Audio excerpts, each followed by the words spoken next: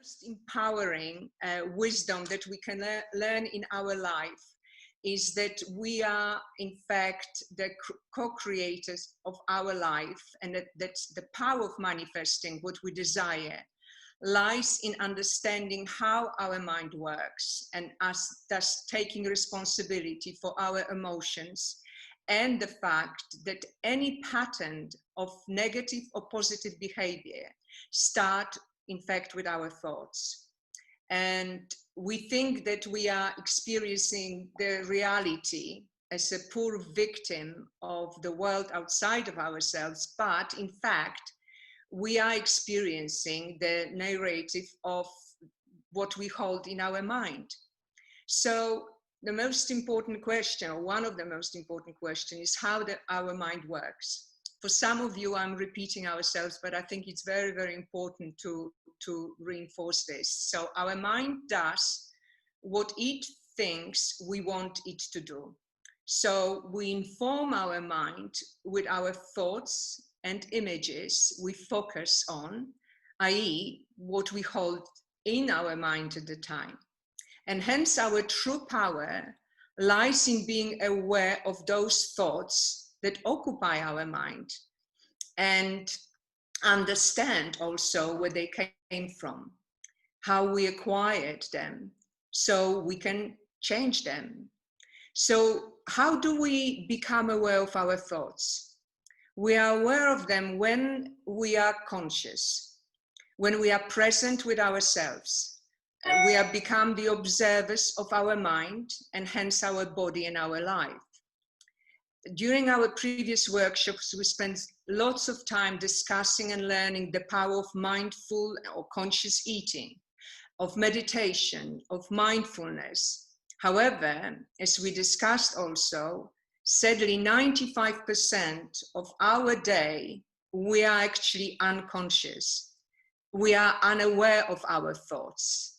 And hence our mind goes on autopilot of running our life based on the programs, thoughts and images and beliefs that are stored in our subconscious mind. And the problem is that those beliefs are based on our experiences and the meaning we gave to them in the first 7 years of our life, when our brain waves were in delta and theta. And in that time, we had no analytical mind. And there were no filters or editors of what was true or false, good or bad for us. And as our current beliefs and behaviors, habits of behaviors were created in the past, it means actually that we live in the past. And we see the world in the future based on our past. So the next important question is, how did we create those beliefs? So what I would like to do is just go through the stages of our life development to understand better how our beliefs were created. So my belief is that as soul, we came from the place of unconditional love. And in the mother's womb, we experienced safety, comfort, connection. We were never alone. We were fed with abundance as much as we wanted and whenever we wanted. So we come into this body, and from the comfort of mother's womb, we come out into this scary place of noise, hunger, and danger. And we are overtaken by fear, by trauma of the birth and whatever meets us here. And we, in fact, abandon ourselves, our true identity. We forget about our true identity, and we disconnect from the unconditional love. And our mind's only purpose now becomes learning how to survive and how to reconnect to that love that we see now as something outside of ourselves.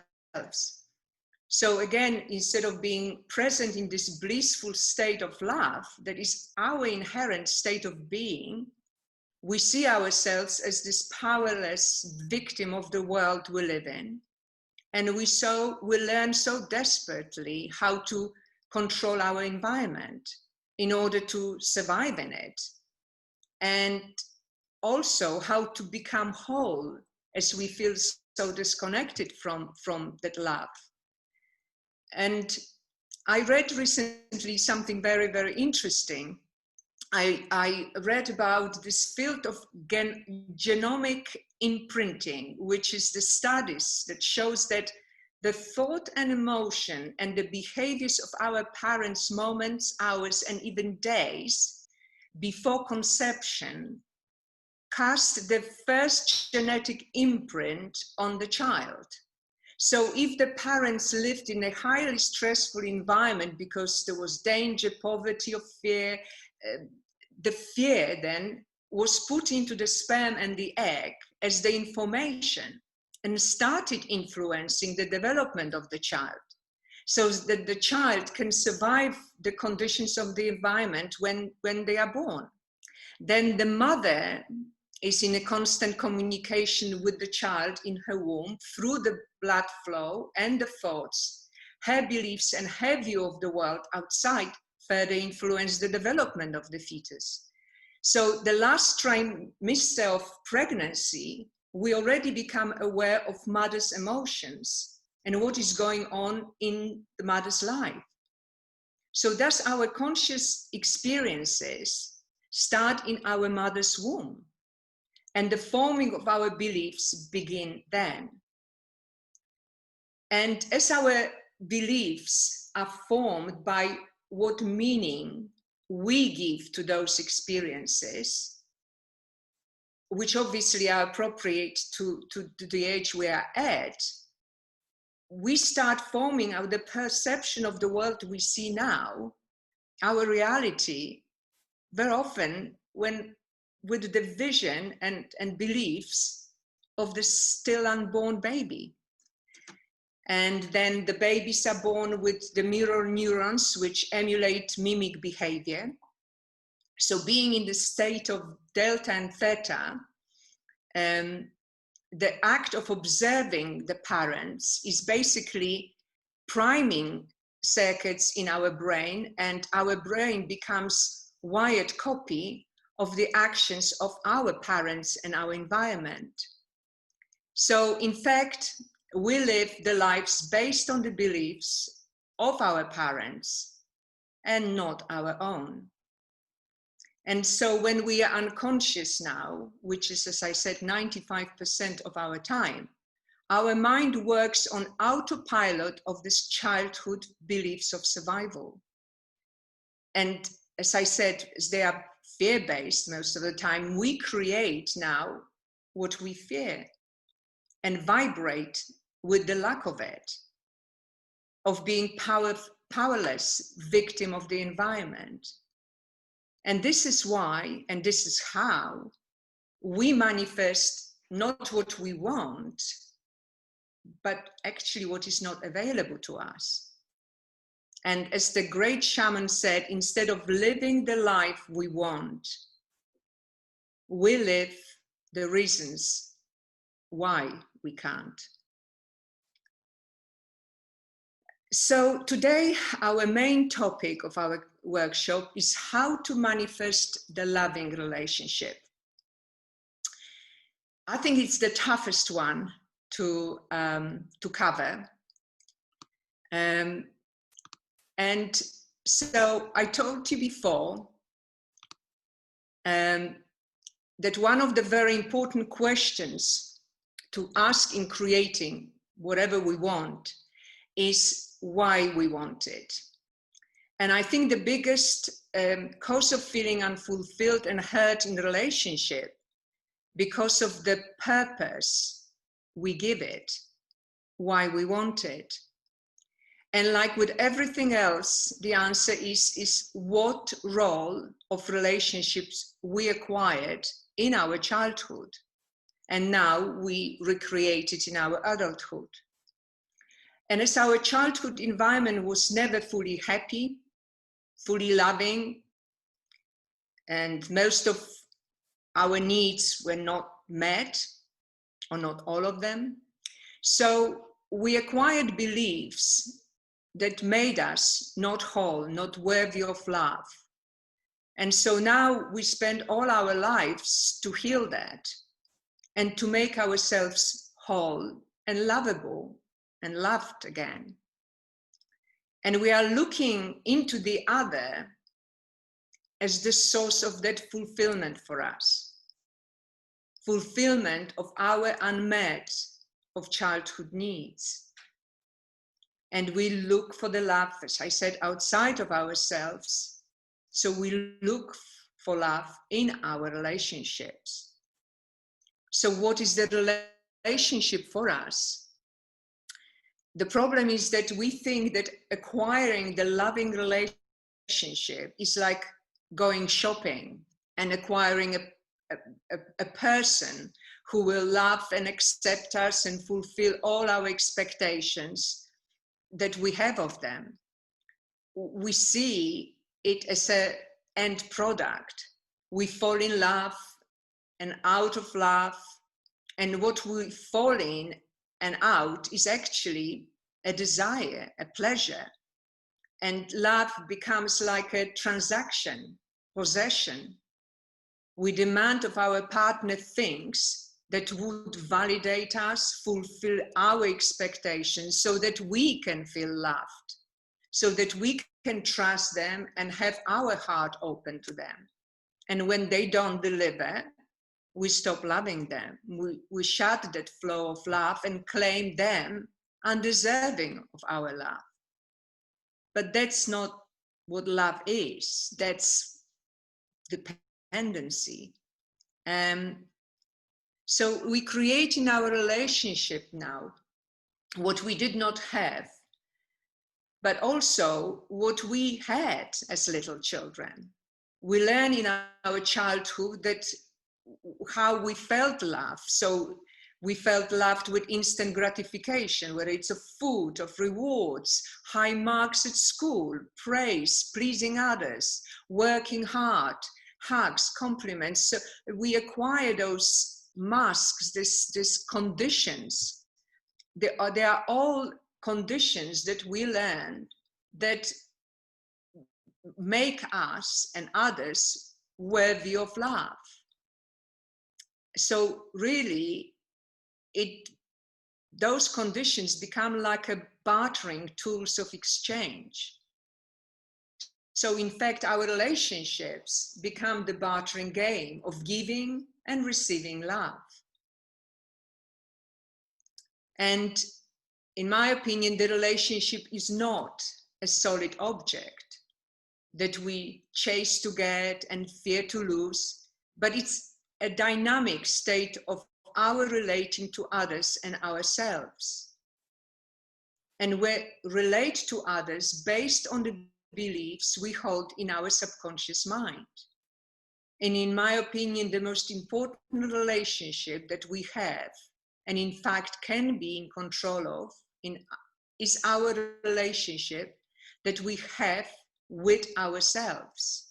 As then, only then we can go within and take responsibility for how we feel and look within our subconscious to understand when we acquired those beliefs that brought those feelings and then change them. And with that also comes understanding that our true power is not in blaming others or ourselves for feeling how we feel, for our feelings. We don't feel responsible for feeling of others towards us. In fact, in my opinion, guilt, shame, and blame are the most disempowering tools we can use in life, as they are based on the mistaken root belief and premise that we are sinners and unworthy of love. And so when we dump the guilt on others, we will be free of it.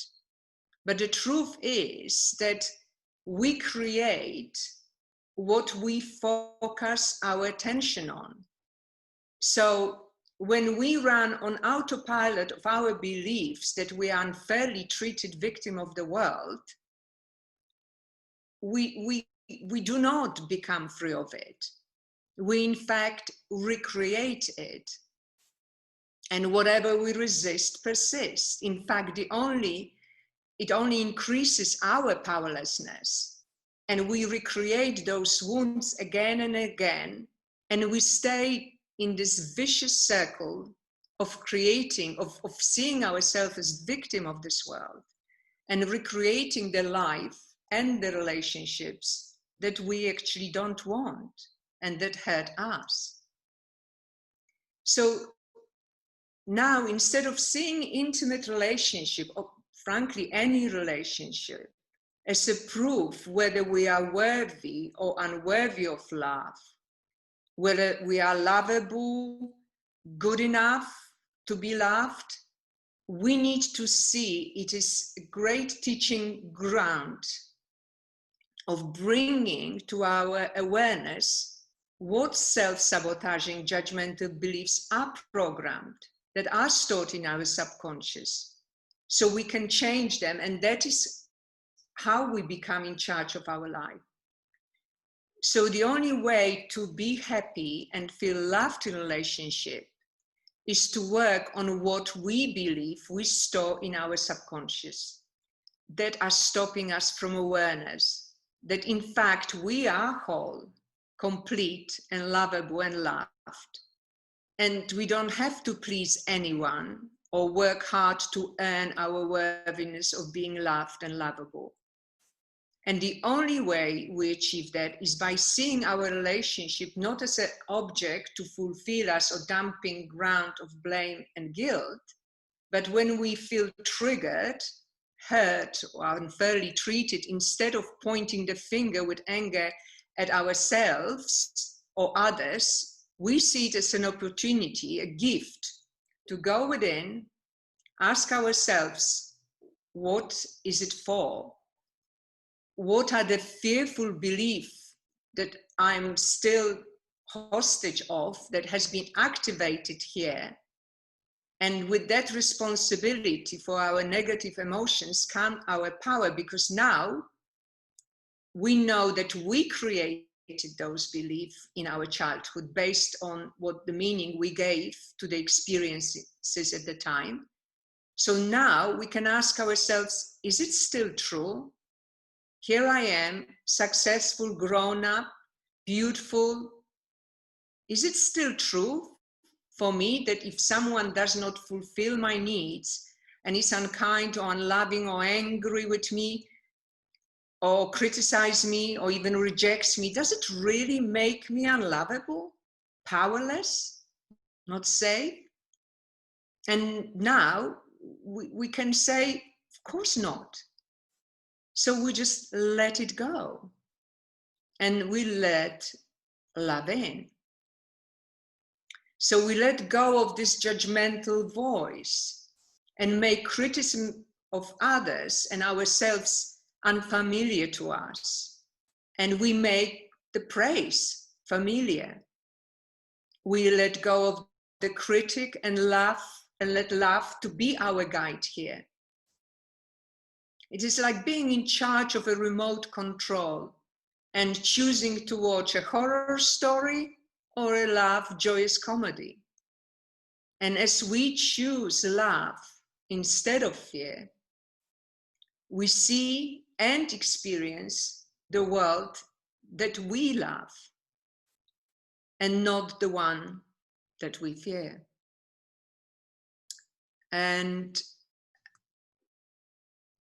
I like the saying that we can't be in control of everything, but we are empowered to choose how we want to feel about it. And our power does not lie in controlling what happens to us, but how we choose to perceive it. And with that understanding, we truly claim or reclaim our power in manifesting the life that we desire. I also would like to read you something. It's a description, beautiful description of what true love is. So what is true love? When you don't owe the other, you don't possess them, don't control them in any way. True love does not have any conditions to exist. True love does not ask you to lie about yourself. It accepts you as you are, for who you are. It sees your essence. It is freedom. And it is within you all along. When you free yourself of fear, you find love awaiting you, within you, as it always has been and always will be, as it is who you are. And what I think is very, very awakening and powerful for us, definitely for me, and this is why I call my work Manifesting with Love, because I find that whenever we manifest without awareness of who we are, of this essence of who we are inside of us, we are constantly, whether, you know, we discussed it earlier, whether it's chasing relationship or money or weight or whatever, we are constantly vibrating with lack of it. We are going on empty, and we are, as I said, it's like we are vibrating with, oh, obviously it doesn't work, obviously that's, I'm not, obviously blah, blah, blah, and obviously whatever programming that we do have, and then we are surprised that it actually doesn't work. And so it's so important. This is why I now introducing, you know, in this, and I offer that meditation for everybody, because the most important part of it is to become aware that actually we can, by just putting our awareness on our heart, where my belief is that that's where the love abides, we become aware that actually it doesn't come from anybody else, just us going there and just thinking, oh, whoever, whatever it is, loving moment in our life, that moment is not outside of ourselves, it is within us. So that energy of love is actually here within us always. And it's only because we are on this 95% programmed on autopilot, vibrating with this sort of, you know, whatever was given us, as I said, even in the sperm of our father, like of our mother, we are actually just hostages, puppets. We are hostages of those programmings. So this is why actually it just leads me to the tools for life, because one of the most important things that I really encourage you all to be present, to introduce meditation into your life, because it's only then, like, you know, Chris, you were writing that you were present with yourself when you are meditating every day. And it's not about what is right and wrong. You are just giving yourself presence to your true self. And with that, you know, people say, oh yeah, but my mind goes with thoughts. Absolutely, because you become an observer of those thoughts. So that you are not doing anything wrong. You are just, oh, I see. And the thoughts go, but what is important is not to get hooked to them. I spend every year this 10 days in meditating for about 12 hours, and it's an original Buddha's training of meditation. And there are two things that are so important as Buddha teaches how we become happy. And it's one, to be aware that this too will pass. So whatever horrible thing comes to our mind, it will pass. So we don't resist it, we don't hook into it. But also another one is that we watch it with equanimity, which is this mutual non-judgment. This is the only way that I can describe it. And also another thing that as Chris, you mentioned, healing is the process of constant awareness and letting go, awareness and letting go, awareness and letting go. And what I would like to say is, I love the saying of the Course in Miracles that we are not here to chase for love, but become aware of the blocks that stop us from the awareness of love's presence.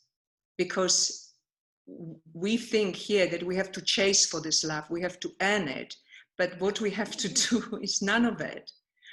All we have to do is take a hard work of cleaning our shit that we hide under the carpet. That's all that we need to do. When we clean it, we are left with shining, beautiful love, nice shining floor. And actually,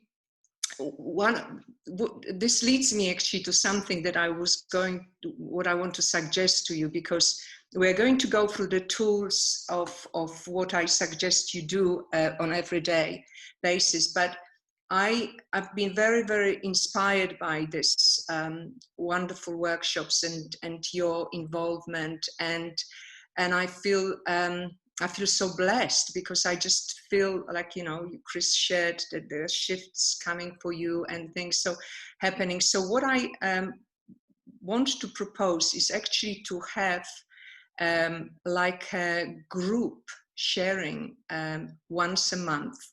And it will be about 2 hours. Unfortunately, in the previous sessions, the ones who just joined us now, the flow of sharing was so open, so fantastic, that it took us like over 2.5 hours. So what I would like to do is to have this sort of community of support and coaching and guidance, where we absolutely have this main message of how we create love, but become supported, like now, Elliot and Chris just sharing that we are not alone, that we have the same sort of struggles, and when one is up, the other one, supports them.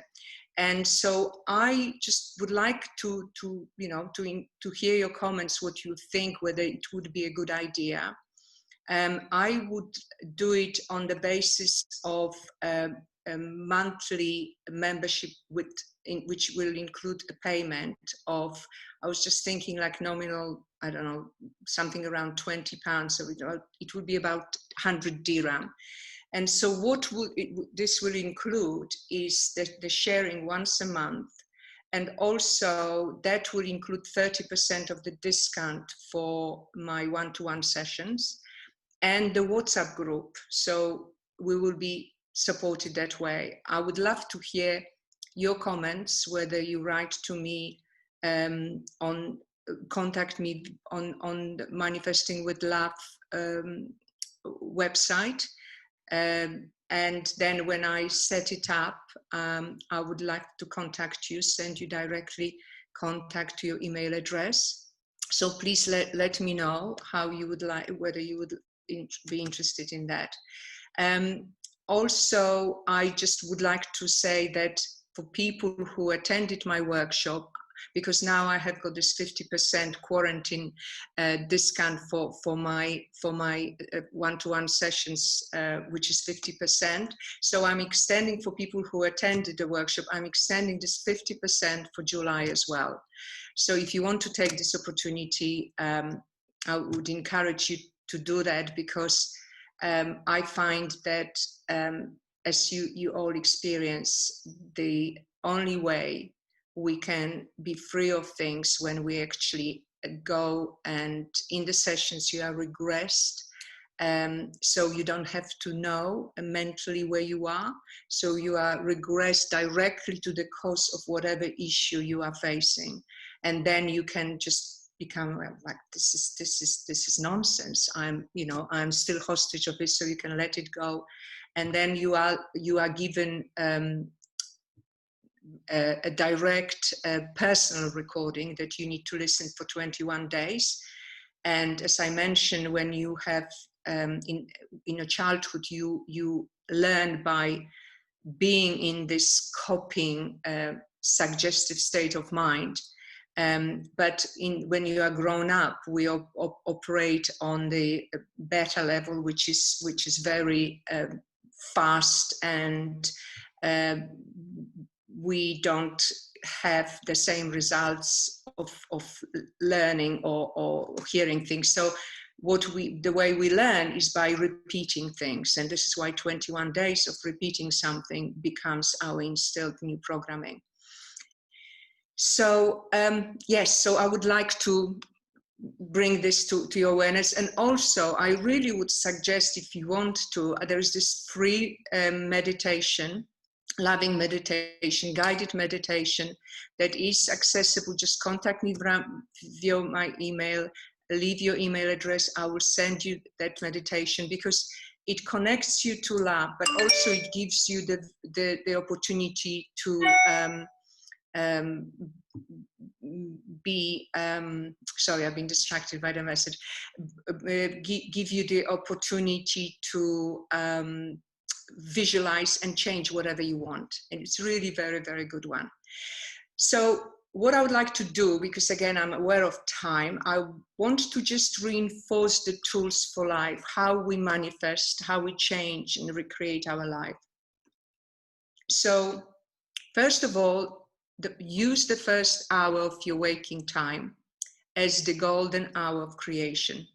So when you wake up and you are still in this reverie state, very relaxed, I would like, definitely at the beginning when you start creating, just turn around and just have a piece of paper by the side and just say, I'm in a loving relationship, or I weigh this, or I earn that amount of money, I have that.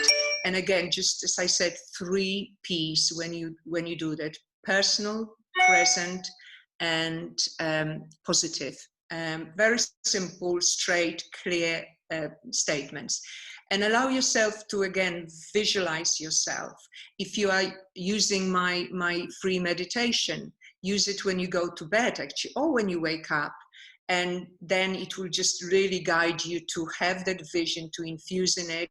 It's longer, so this is why not always you can do it first thing in the morning, but you definitely can. When you wake up, you can definitely turn around, write it, and also then start the day with what good intention.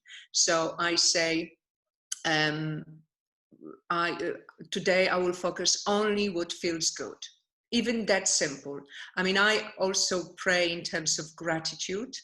And also what I would like to do is also introduce, when you visualize that goal for yourself, infuse it with sense of gratitude as if you already had it in your life. That's very, very important, because we need to vibrate with that loving acceptance of as if we already been there, done it, and had it.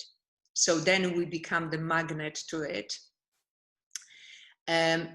So then also be present throughout the day. When you eat, so it's like doing the meditation all the time. When you eat, be present, be mindful. You know, when you are doing things, stop and just kind of take a deep breath and go within, become aware of your sensual awareness of in your body. When you are angry, and I know that very often we are just pulled by, sucked by this pain body that just keeps us sabotaging us, keep us in prison. But as soon as you become aware, just take a deep breath and just realize that you have another way of seeing it. I have this fantastic mantra that I use whenever I don't have a clue how to stop my fear or anxiety. I just close my eyes and I say, I choose love instead of fear. I choose love instead of fear. I choose love instead of fear. And it's tremendously, tremendously powerful. I think that I shared it earlier, but I will share to the newcomers. I had, when I worked in a drug line years and years ago in London, there was this lady who, very young girl, who had 2 children who were taken away from her because her partner made her prostitute. I mean, very abusive childhood of her own. Really, she had zero worthiness of love or deserving of love. And when I told her, because she lived with the guy who made her a prostitute and beat her up and things. So when I told her, you know, how possibly does I choose love instead of fear work? How possibly? And then actually, on the following session, she said to me, do you know, I can't believe it. You know, he went for me, he was going for me. And I just said, I just love instead of, yeah, I just love instead, just repeat it in her head. And he just sort of said, ah, and he just slammed the door and left the room and did not beat her up in the stage. And in fact, she grew up to become an assistant in the drug line and helping others. So it absolutely, this small exercise of becoming aware that we have that choice and choosing love instead of fear can be the most life-changing and empowering thing that you can give to yourself.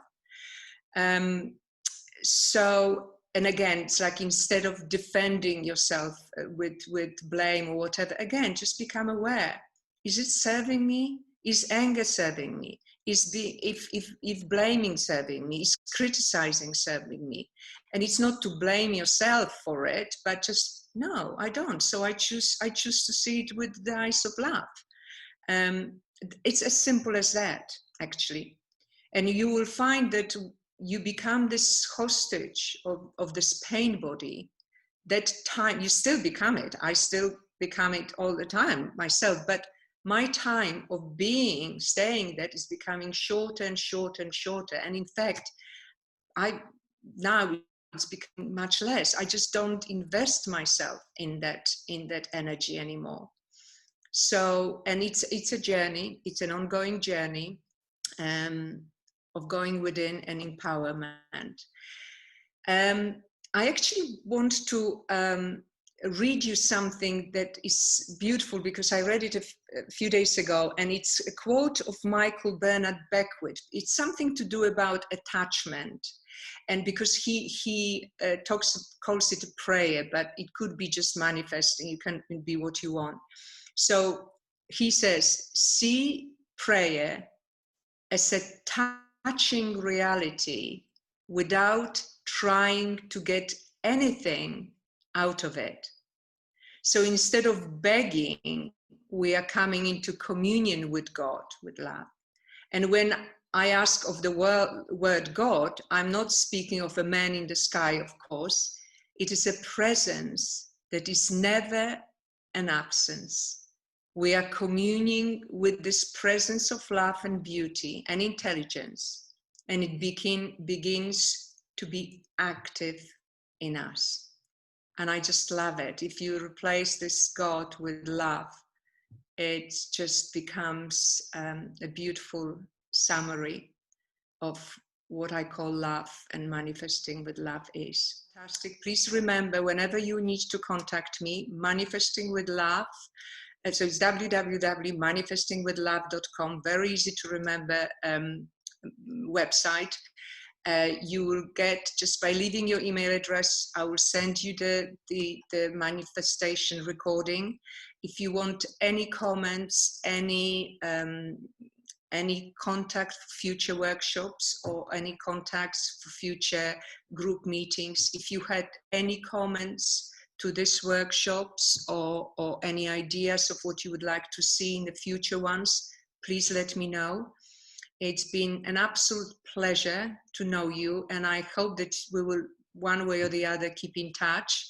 I've grown to love this group and love being able to connect, and especially when people share and I can then support them with what I know that is actually relevant to them at the time.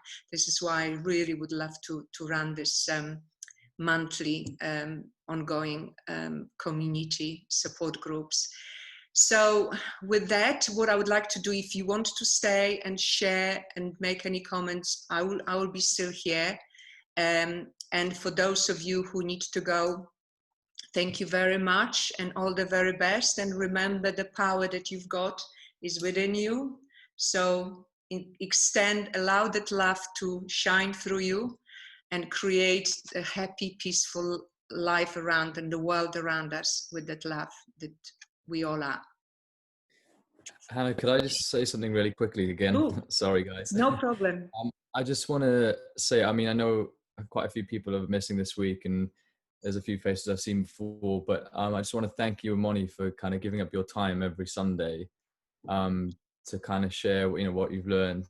And you know, I honestly, like, it's helped me so much and just opened things up for me that I can't even begin to tell you. So I'm getting a bit emotional, but yeah, I just wanted to like pass on my love and thanks. I don't want to speak on behalf of everyone, you know, everyone's had a different experience, but yeah, thank you from the bottom of my heart for yeah, for just sharing with us and giving us your time.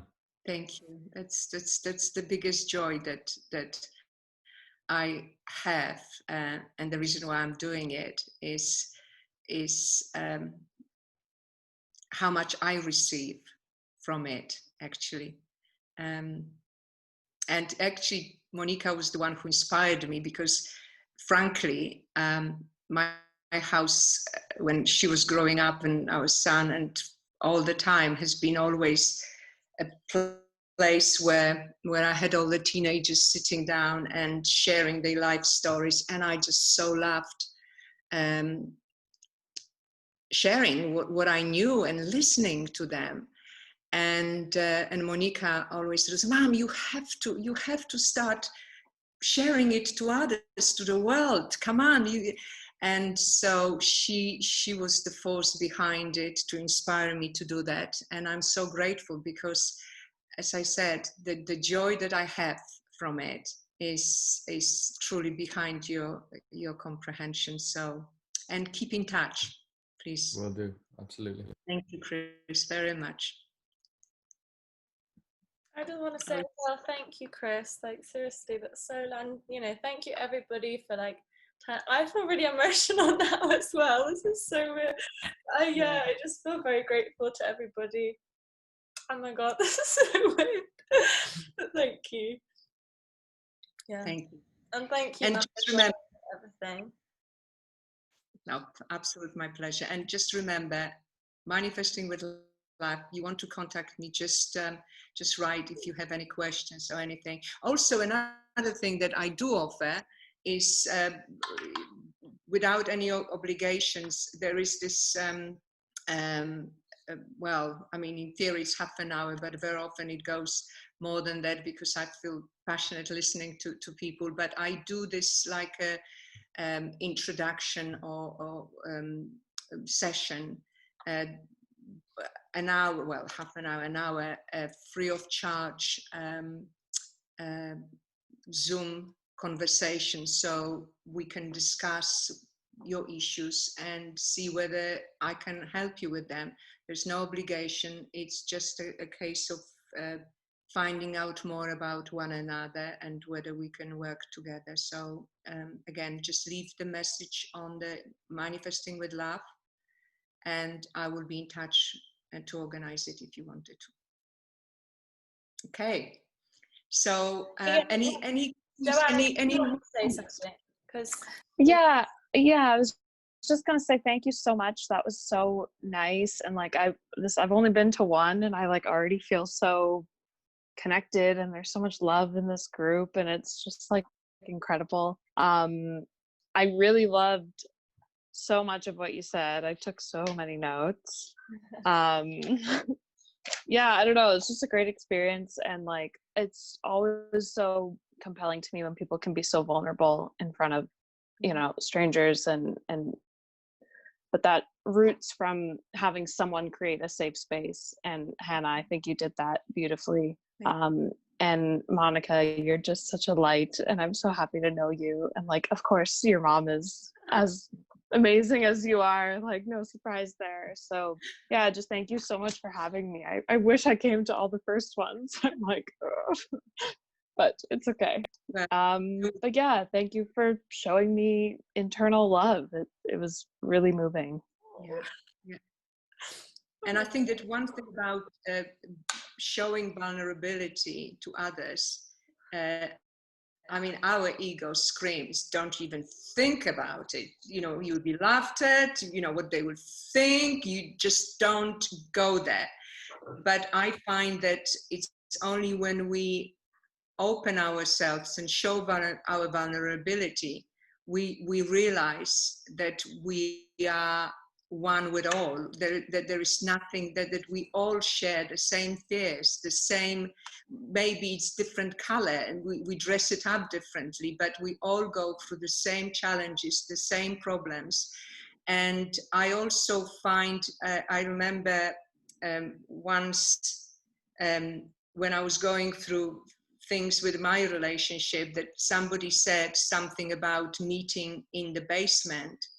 And so it's like when you go through the porch and, you know, you are dressing up, you are beautiful, you are smiling, then you are going to the living room and it's all glorious. And then eventually you go through the kitchen and, you know, this is when why do you leave the wet towels on the bed, and why do you blah, blah, blah, why don't you, and why do you?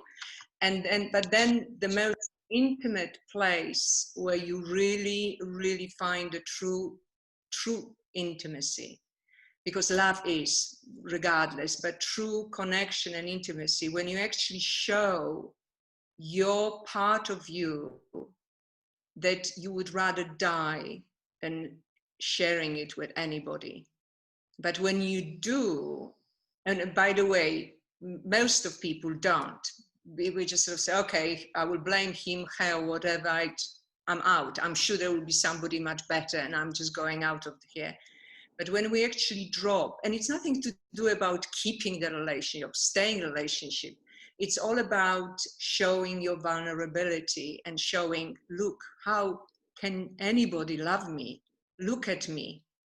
And then the person's acceptance of you there brings acceptance to yourself. And there is nothing more strong that can put you then together in what true intimate relationship should be like. And as this, you know, I shared what love is. It's nothing about possession. It's nothing to do with I need your approval so I feel good about myself. It's about acceptance. I see you. And that's okay. I love you. And then we can just blast that fear that we hold of ourselves. So yeah, thank you for sharing that. And this is why I find sharing in the group is so beneficial and so powerful, because we can only then walk through our fears and vulnerability and show it to the world. And then also another thing that I found definitely when I was attending a workshop is that I would look at somebody and I would see her or him as a beautiful, gorgeous, you know, fantastic persons. And then they share how much shit they think about themselves. And then I'm thinking, right, I obviously think that it's absolute bullshit. There's no way that they are that. It's not true, basically, what they think about themselves. So then I'm thinking, well, maybe then my voice that screams how unlovable and horrible and how this world, blah, blah, blah, maybe that voice is not true either. So it's a very, very powerful place for healing the group environment like this. I have a quick question. Sure. Why do you think it is that it can be so much easier to be, as I said before, my life is kind of programmed around the pain and the fear rather than to be open and loving and harmony? It seems to be, and you gave those references of people who do drugs or what, the areas of escapism. It seems to be so much easier to be in that place than to have the harmony of who I truly am, I guess. Absolutely. It is easier, but it gets to the point, and this is why I always say any addiction, whether it's the victimhood, whether it's holding to the story, you have to go on your knees. This is why I can never tell you, come on, Elliot, you are wonderful. You kind of, come on, just do this, or stop drugs, or do. I can't tell you that until you get to the point where you see that that programming is not only not serving you, but harming you. We have to go on our knees very often to ask for help.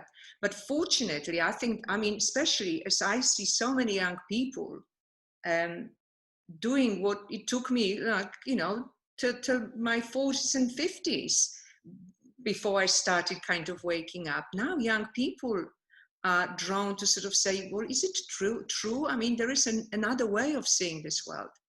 And I'll never forget when, again, in the drug line, there was this guy, a young boy, who had very judgmental, perfect, middle-class upbringing.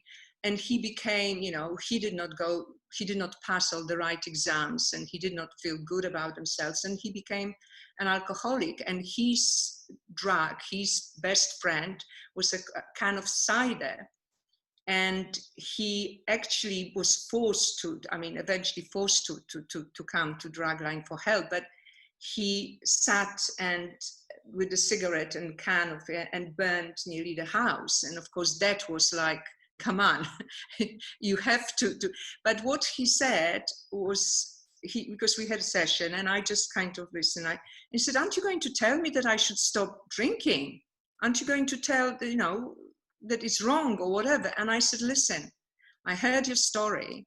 And as far as I'm concerned, this can of cider is your best friend. This is, like, as I said to you earlier in today, we learn how to survive in this childhood. I mean, our mind's role is not to keep us happy, but to keep us alive, right? Mm-hmm. So what we learn in our childhood is how to protect ourselves, how to, and we learn from our childhood. So you learn, all right, I'm not going there. I learned to please everybody. And because I was so aware that if somebody's angry with me, I'm responsible for it. And in order to survive, I just have to make them happy. So I'll do anything to make them happy and smile at me. So we all learn those sort of patterns of behavior that makes us survive. And so you will never go there to address it because your survival relies on it. Like this poor guy who nearly burned himself, he will never ever see that, stop drinking until he realizes this is my survival. This is the only person who accepts me unconditionally, not person, his best friend, this can of in my hand. Everybody else criticizes me. I'm not good enough. I'm crap, but she stays there with me. And as long as I hold her in my hand, I don't give a toss about the world. I forget about the world.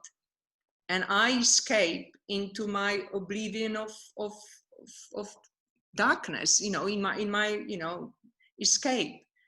So I don't know whether I answered your questions, but I think it's very, very important to realize that there's two rules that I did not mention today so strongly about rules of the mind. One is that it actually, it's very, very important that its role is not to keep you happy, it's to keep you alive. And the second one is that it will stay with what is familiar and doesn't run away from what is unfamiliar. So at the moment, that pattern of your thinking is familiar, and that's what feels, what's wrong? What's wrong with you? why don't you want it? Your mind will say, why don't you want it? Just, do as I tell you, because that's how you survive so far. So, shut the fuck up, just do what I tell you. That's exactly what our ego says. One of the most fantastic, powerful exercises is to actually sit yourself, two of you. One is your ego in one chair, and on the other chair is the one that is the kind of the small Elliot, or, I want to feel loved. I want to be free of this drug, whatever it is.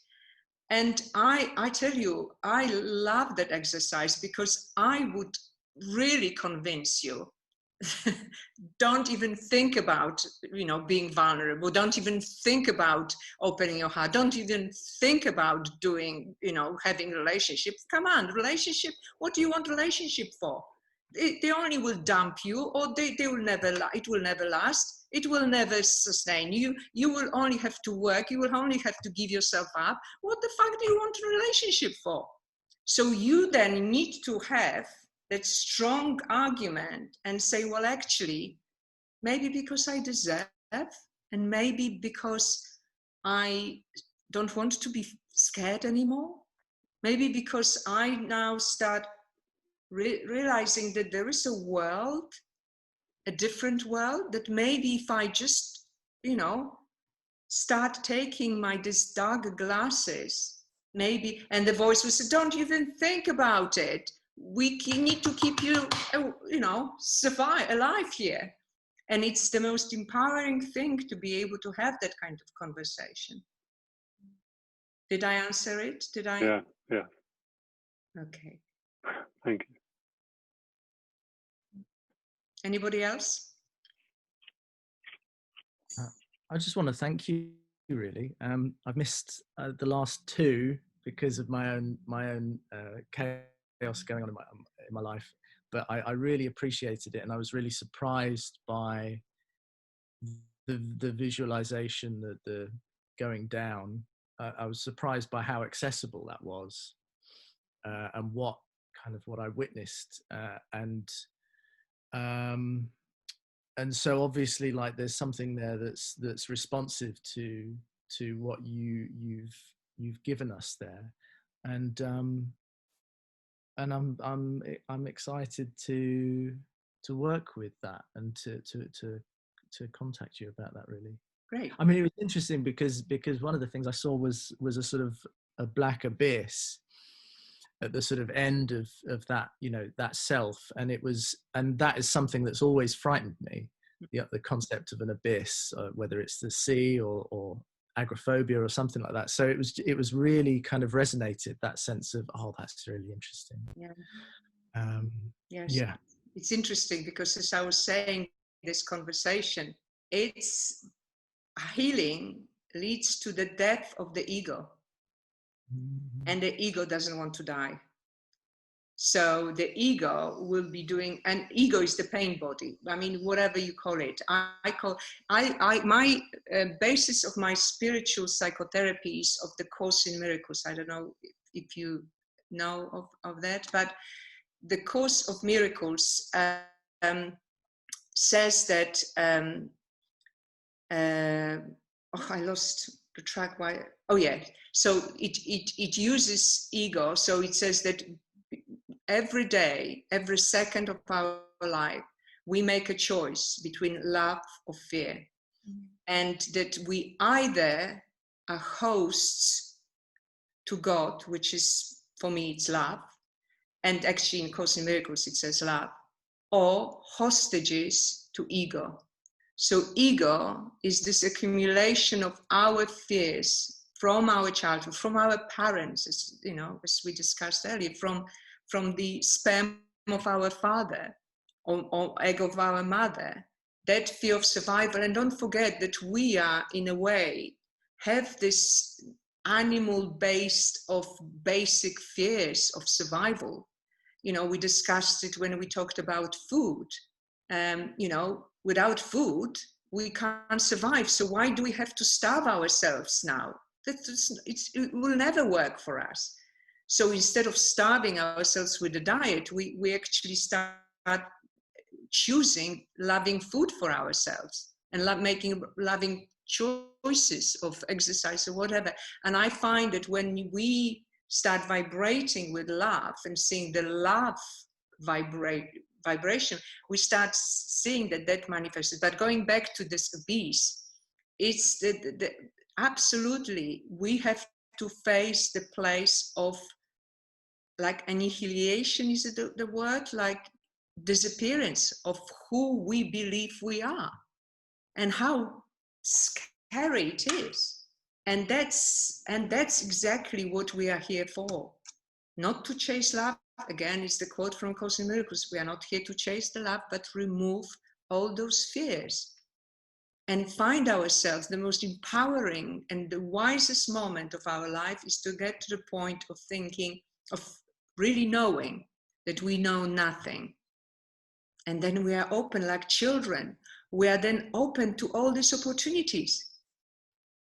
Before we were blocked in the limits of our beliefs, what we can do, what was available to us, like, you know, all of those things that we learn in our childhood, you know, how to avoid rejection, how to avoid, you know, being pushed away from the crowd. So one of the biggest, again, it's a tribal fear. If you are rejected, if you are not included in the tribe, you wouldn't survive, you know, before. So being in number, being connected. So this is why we are so, you know, focused on and conditioned on pleasing others, and fear of being, oh my God, they don't love me, they don't, you know, all of that. And very often we are connecting ourselves in the relationships, I was saying earlier, for the wrong reasons. And because we fear that we are not good enough or unworthy or deep down, so we are not showing it, God forbid, and be vulnerable, inviting people to the basement.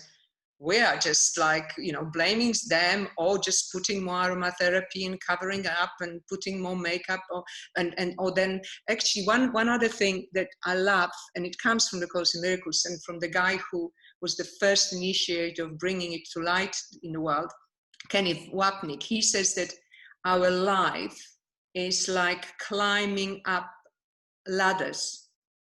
So we say, right, here I am. I will be worthy, and, you know, my life will be worth living if I become the most successful, I don't know, actor or you know, whatever. Then and we get there and we realize, I mean, look at all these top actors. Are they happy? They will smile and they will do this. They're not happy. So they up and they are there and they think, okay, well, I know why. Because I haven't earned enough money, for instance. Okay, so I go on another ladder to earn more money. We get there, we become millionaires. And again, how many millionaires are happy? They will be smiling and showing the big cars, but are they happy? So we get to the point, it's like, okay, I'm still unhappy. Oh, I know why. I need to lose weight. Oh yeah, when I'm then I will be very happy. I will be lovable. We lose weight, and what happens? How long does that last? It's like, you know, I remember when I was going for exams, you put so much effort, you work for it, and then you pass it, and you have this, you're left with this anticlimax. You just think, okay,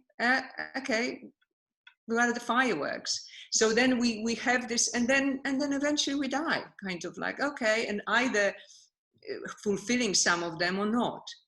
But so instead, when we drop all these labels and go into this abyss, this nothingness, we can become the child, and we can just allow the soul journey, the love that we are, to just enjoy living, being, and channel. I mean, you know, because I come from a very spiritual background now, for me, my prayer is, let me fulfill your will, Father, and be a vessel of your love. That's my prayer, everyday prayer. So again, when I manifest with it, and I found myself that then so many things, miracles happen, because I don't, like, you know, I shared this quote, I don't attach myself. I just allow myself to manifest what I desire. It's like a child. Let's have it, but without this, like, I have to have it to be worthy of it. Does it make sense? So you can see my answers are very long, are they? You can see how much I enjoyed this. So sorry, guys, I'm keeping you. Is there anybody else who wants to say anything? I promise I won't be answering with a long answer. Maybe I should say something. So thanks so much for, I think, accepting me in this group. I just came here by, I don't know. law of attraction. But I just want to share with you what I felt in the meditation. I think it was very intense and transformational. So I've been working also on myself, like since 2 years ago, self-love and finding love within. But I with this meditation, there were like more beliefs that came up, and I thought I have like already worked a lot on them. So I think I need to do a bit more work. It's kind of like endless work, you know, like 2 years already, and still things are coming up. And it's at the beginning, it came up a fear of when it comes to relationships, to not being like chosen. So pretty much to what you were saying about impressing others. So that came very strong. And then later on the meditation, I started crying like crazy. And I think I just felt happy because I felt like a strong sense of belief that is possible. So yeah, it was very emotional, I think. Thank you. Thank you very much. Actually, just very quickly, in my opinion, tears and crying is one of the most powerful healing tool that we can have. And I love, it's one of, that quote was given to me by actually Marisa Peer. She saw it in, I think, in one of the hospitals, I think Children's Hospital has got this plaque that says that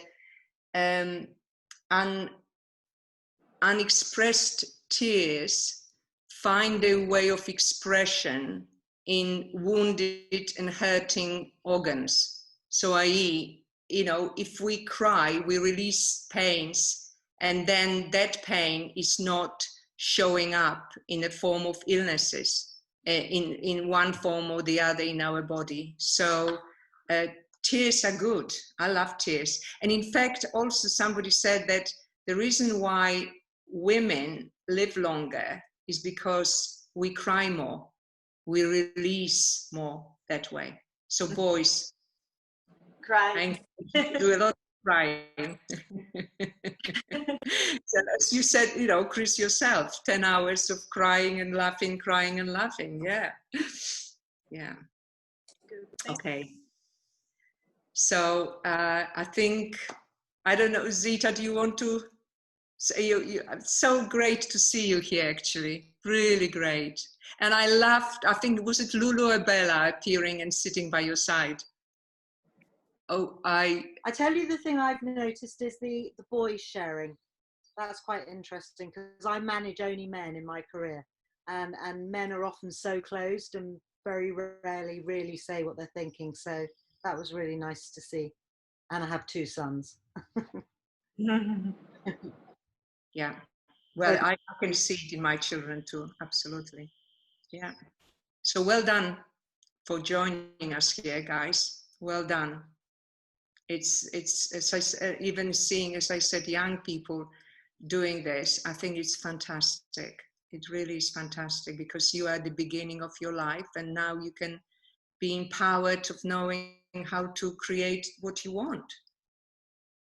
Take responsibility. I also want to say as well, like Chris and Elliot, I really loved you guys like connecting as well. And I think that's another thing, like not just expressing emotions, but also, you know, I think women find it a lot easier to connect with men and women, like who are strangers. And so I really loved seeing you guys doing that, because I think especially for men that can seem a bit more vulnerable. So, and I think that like if you guys do more stuff like that, then that's just going to pave the way for more men to be more like that, and that will help so many men and women as well. You know, the suicide rate in men is so high, and it's just, I think it's so important for, you know, what you guys are doing. So yeah, it's not just for you guys, it's for like everyone. So thank you for that. Yeah. Thank you, Moni. Well said. Right. So I think it's hard to part, isn't it? But I think we better do. And this is just the beginning of the conversation. You've got many ways of contacting me, and which I look forward to. So till seeing you again. Thank you very much. Thank you so much again. That was lovely. Thank you, Thank you guys. everyone for sharing. Bye. Bye, Money. Bye, Sita. Bye. Bye, guys.